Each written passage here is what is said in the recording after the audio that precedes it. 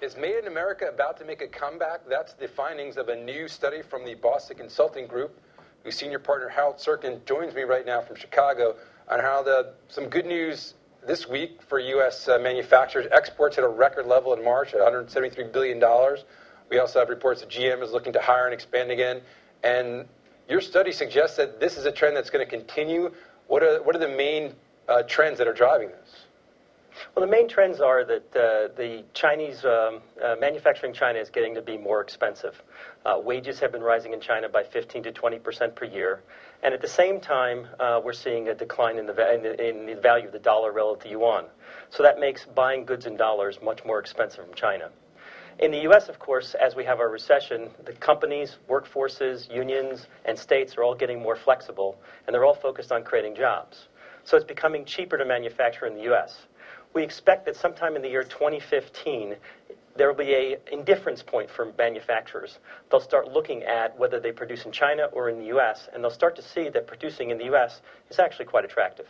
Really? Because, I mean, I think the perception, at least, is that the cost advantages, the labor is so much lower cost in China and other places in the emerging markets, even if those wages have been creeping up compared to here in America. Is the gap really shrinking that much?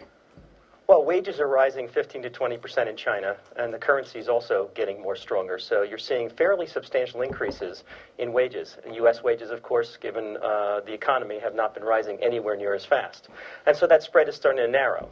You also have to include the intangibles, things like the length of the supply chain, having a lot of goods shipped on water that you can't sell, or the inability to sort of communicate as easily when you're 10 or 12 time zones different.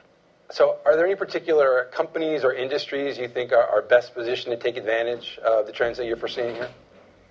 Sure. I think the electronics industry will be advantaged. I think companies who make automotive parts will be advantaged. I think appliance manufacturers will be advantaged. Those are all the kinds of goods that the U.S. ought to have a significant competitive advantage in the year 2015. Right. And I did remember there's one other issue I wanted to ask you about. Boeing trying to move its 787 plant to South Carolina, and there's an opposition coming from some labor rights groups. This issue of a right-to-work state versus a union state. Again, do you think that's going to be an impediment to the rising manufacturing output in this country? Well, I think that what the United States needs is more jobs, and we will find a way, one way or another, to find the jobs. And we were threatened by the Japanese and the growth of Japan Inc. in the 1980s, and we found a way to succeed. We threatened in many ways by China in our manufacturing sector, and we find a way to succeed. This country finds a way to succeed. It always will. It is part of the American spirit. What we have in the United States is a very productive workforce, a workforce that's motivated, and a workforce that's flexible and is willing to change. Our systems are designed to allow people to move around the country to where the jobs are. And right now, Americans are looking for jobs, and they're moving to where the jobs are. And so our workforce is extremely flexible, and therefore will be able to continue to increase job growth. Now, we're not saying that the world's going to fundamentally change and U.S. companies will be manufacturing here in the U.S. for shipment to China. What we're actually saying is that for goods that are made somewhere, the U.S. will be a very important place if you're going to sell them in the U.S. The U.S. was once home to the picture-perfect American dream. A house, a car, and a job symbolized the middle class as the core of a prosperous country. Yet, for an increasing amount of Americans, some or all of these are now out of reach. This country was founded on the ideals of life, liberty, and the pursuit of happiness. How can you be happy if you can't pay your rent? How is this American in any way, shape, or form? The new America is littered with millions of homes lost and abandoned, with the unemployed officially at over 13 million still queuing to get a job. Does this mean the middle class is disappearing in the U.S.? There have been 4 pillars that supported the American middle class. The chance to retire, the chance to send your kids to higher education, graduate school, university, the chance to work and afford a comfortable standard of living, and access to medical care. And if we look, all 4 of these pillars are chipped, cracked, or swaying. Today, over 60% of Americans say they typically live paycheck to paycheck, leaving little for college fees, mortgage payments, or retirement. The U.S. is increasingly being divided into rich and poor, with the traditionally large center, the middle class, being squeezed out. The bottom 50% of earners today own less than 1% of the country's wealth. America's gone from the most egalitarian nation on earth back in the 1960s and early 70s to now where the gap between the rich and the poor is the widest in the United States than any of the industrialized nations. So by every indice, the middle class is dead in America. Caleb comes from a traditional American middle-class family. The 23-year-old college graduate lives in a rented basement and says middle-class jobs just don't exist anymore. I was taught all my life in the media and in school that the United States was the greatest country in the world because if you just work hard, you can be part of this magical middle class. I'm part of a generation of youth who will never have this so-called American dream. Finding work on average takes 8.5 months now, and with 6 Americans vying for each job, the prospects for the country's youth look dim. Hello everyone, welcome to Global Government News. Today is Saturday, May 14th, 2011, and I'm Darko. This is my website, everyone, www.ggnonline.com. That's ggnonline.com. I usually go through here and let you know what's going on. You can enter your email address here and for FeedBurner to see who's visiting my website. You can follow me on eBlogger here, or all the way down to the bottom. If you have a Facebook account, you can follow me on Network Blogs by clicking on that button right there. So my YouTube channel is ddarko2012, so you can check that out. Most of the links, if not all, will be posted unless I have some kind of quote technical difficulties or I just run out of space. So I usually start off with the economy, and so here we go. Stocks fall broadly. It says U.S. stocks fell broadly as worries over Greece's finances ramped up ahead of this weekend, and I guess it's the second week in a row that stocks were down. And the U.S. says Japan's benchmark Nikkei average hits 2-week low, so Japan's Nikkei also down for the second week in a row. And so here we go, second weekly fall raises fear of retreat, and for Wall Street, stocks ended a second week of losses on a down note on Friday, reflecting growing worries that stocks are on the precipice of a pullback. So, and then we have commodities.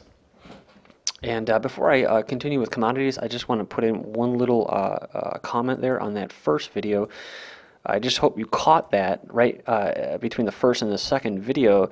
The individual that was being interviewed threw out there at the end that basically what he was saying was that the manufacturing jobs aren't going to come back to the United States. It's just going to help the sales in the United States. So, yeah, we're going to keep consuming and service jobs and stuff like that, but the actual manufacturing won't be.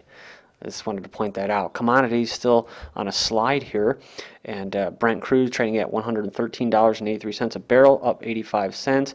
And you have gasoline futures up, what is that, $3.75 right now is the average. And then we have coffee and cocoa. Cocoa is down $35. Coffee was down $5. Corn up $1.50. Cotton up 85 cents. And then moving down to metals, copper future was $1.30 up, and gold has been trading at $1,493 an ounce. It was down $13.20, and then of course silver's at $35. It was up 21 cents. So, all right, we have oil rises in late short covering, ends week higher. Higher gas and food prices fuel U.S. inflation rise. Soaring gasoline and fuel prices help drive up the U.S. Consumer Price Index, or CPI, is an indicator of inflation by 0.4% in April. The Labor Department said on Friday that Obama issues directives aimed at increasing domestic U.S. oil production. Obama, or Bear Sotoro, said his administration will begin domestic oil production to blunt rising gasoline prices, with a measure including encouraging drilling in Alaska and giving oil companies more time to comply with safety regulations. Burkina Faso cotton producers protest against government fertilizer prices. Cotton growers in western Burkina Faso, Africa's biggest producer of the fiber, held protests in 2 cities yesterday against government-set prices and threatened to boycott the crop season, union officials said. And in India, they're going to raise gasoline price tomorrow to cut losses at state-run refineries. India will raise gasoline price by as much as 8.5% tomorrow and move that may limit losses at state-run refiners and help the government cut fuel subsidies. Water trade, part of an answer to feeding the world, says, oh, Nestle, an isolated eugenics company, right? Selling water on exchanges in the same way other commodities are traded could help solve a shortage of the world's most precious water, or raw material like water, likely to hit long before oil runs dry, the chairman of Nestle said on Tuesday. So. And of course, you have GE, General Electric, who made the bad reactors in Japan that started leaking everywhere. They're supposed to be the ones that are going to spearhead the desalinization program. It says here, central banks purchased 127 tons of gold in Q1, and an inflation at 2-year highs, rising food and gas costs boost prices. And we have here Glencore profiting from hunger and chaos. The world's largest commodities trader, Glencore, is issuing a stock sale, and critics say the firm causes spikes in food prices. So the rapid rise in prices for food, fuel, and commodities has been a disastrous situation for the world's poor, including Indonesian market vendor the Rami, but it's a bonanza for multinational trading firms such as Glencore. So gives you a little background on what's actually going on in the commodities markets in regards to food. Overfed and undernourished. So if you look around in any city, it's not hard to come to the conclusion that Americans are overfed. Well, I don't know about that. There's actually a lot of people out there that are starving, but they are unnourished, and they're not getting the right nutrition that they need. And that's because what? They can't afford nice organic food like the elites in the Communist Party in China. No, we eat the GMO, and we eat all the pesticides and everything else that's added in there to sweeten it and preserve it and fill it. I mean, hell, even in China, dude, they're getting plastic in their food. So, you know, I don't really blame Americans who've been losing their standard of living for the past 40 years, who've been getting fed crap food, to be, you know, totally responsible for this. This is eugenics, social engineering, via what? Economic warfare. Why a tight belt is the best way to strangle inflation. So see there, they'll show you little happy pictures or sad pictures like this, and you got to tighten your belt. And it says here, one of the surprising things about last week's inflation report was its lack of impact. So tighten your belts, everyone. That's what you got to do. And forget about Medicare and Social Security. Their funds are expiring sooner, says U.S. Health Insurance Program for the elderly and disabled and Social Security Trust for the disabled and retirees are running out of money sooner than the government had projected. Says here, health insurers make profit.